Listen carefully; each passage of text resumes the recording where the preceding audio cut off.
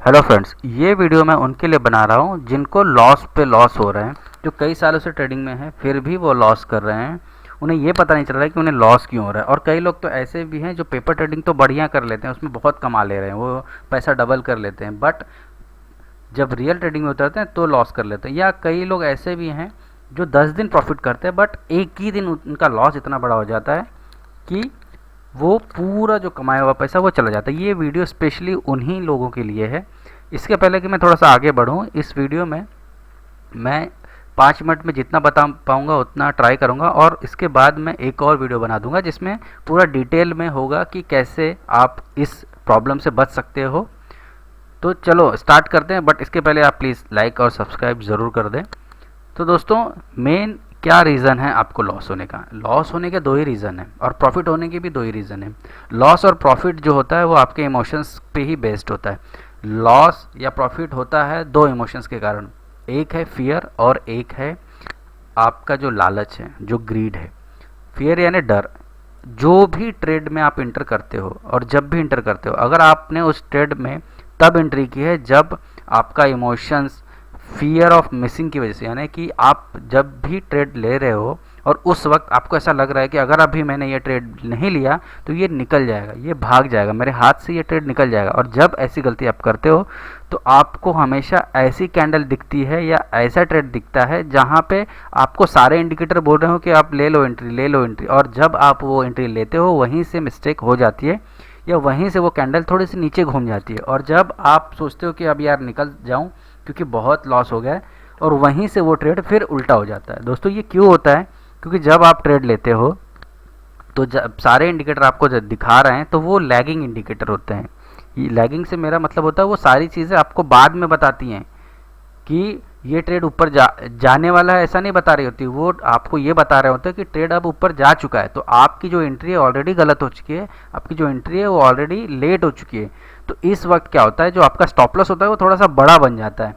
अब बड़ा बनने की वजह से क्या होता है, आप वो स्टॉप लॉस मैनेज नहीं कर पाते हो, और मैनेज ना करने की वजह से आपको जो प्रॉफिट होने वाला रहता है वो होने के पहले आपको लॉस दिखने लग जाता है। और जैसे ही लॉस होता है आपका दिमाग काम करना बंद कर देता है। आप ये नहीं सोच पाते हो कि आपने क्या सोचकर एंट्री की थी और क्या सोचकर आपको रुकना है। आपको उस वक्त सिर्फ लॉस दिख रहा होता है, आपको ये दिख रहा होता है कि अरे यार अभी तो मैंने एंट्री ली और यहीं से कैसे मार्केट घूम गया। तो आपका पूरा दिमाग उसी तरफ घूमने लगता है। कभी कभी ऐसा होता है कि थोड़ा सा प्रॉफिट दिखाने लग जाता है और जब आपको लगता है कि शायद मैं अब निकल लूँ और वहीं से लॉस में होने लग जाता है, तब आपके दिमाग में एक और इमोशन आ जाता है, पछतावा जिसे हम बोलते हैं। उस वक्त आप ये सोचकर पछता रहे होते हैं कि काश मैंने प्रॉफिट बुक कर लिया होता तो मुझे ये लॉस ना ही हो रहा होता। तो इस वक्त क्या होता है कि मार्केट असल में लॉस नहीं दिखा रहा होता, वो तो बस रिट्रेस करने की ट्राई कर रहा होता है, या जिन्होंने राइट एंट्री राइट जगह पे की है वो अपनी पोजीशन बुक कर रहे हैं, इस वजह से वो एग्जिट है। तो आप सबसे पहले आपने क्या किया, आपने जो एंट्री ली है वही फोमो की वजह से ली है। अब ये एग्जांपल मैं इसमें बताऊंगा आपको। देखिए, अगर हम यहाँ पे देखें, यहाँ पे 4 जून को एक बड़ी सी फॉल आई है। फॉल आने के बाद अगर आप देखोगे तो जिन्होंने फॉल पे ये सेल किया होगा और एक्सट्रीम या लेट एंट्री की होगी पुट साइड या डाउन साइड या सेल किया होगा, वो यहाँ पे फंस गए होंगे। और फंसने के बाद क्या होगा, मार्केट उलट गया होगा। उलटने के बाद क्या हुआ होगा, जब नेक्स्ट डे यहाँ पे आप देखोगे तो ये एक ड्रैगन फ्लाई डोजी बन रहा है। अब कई लोग क्या करेंगे, इस ड्रैगन फ्लाई डोजी के बाद तुरंत एंट्री नहीं लेंगे, वो एक दो कैंडल और देख लेंगे। क्यों देखेंगे? क्योंकि उन्हें और वेट करना है।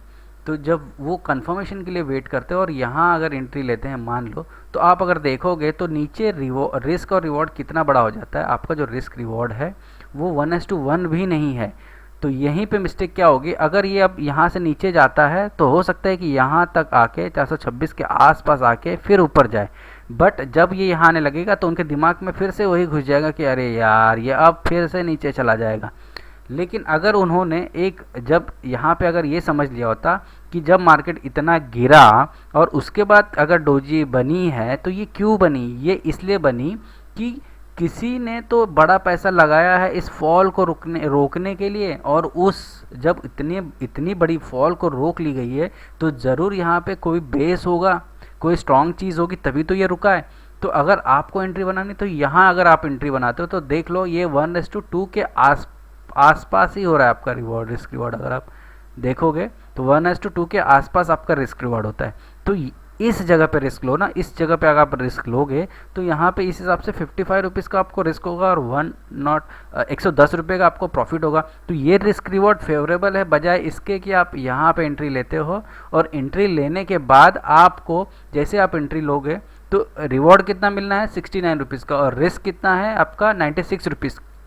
और अगर मैं यहाँ से अगर आपको दिखाऊँ, अगर ये इतना भी रिट्रेस होता है तो आपका जो रिस्क आप लेने वाले थे 56 रुपीज़ का, वो ऑलरेडी रिस्क 45 to 50 रुपीज़ वो नीचे आ सकता है ना इतना। तो आप जो प्रॉफिट लेने वाले थे वो हो सकता है कि रिट्रेसमेंट की वजह से लॉस दिखने लग जाए तो आप पैनिक होकर सेल कर दोगे। तो ये एक रीज़न हो गया और दूसरे रीज़न मैं आपको नेक्स्ट वीडियो में बताता हूँ।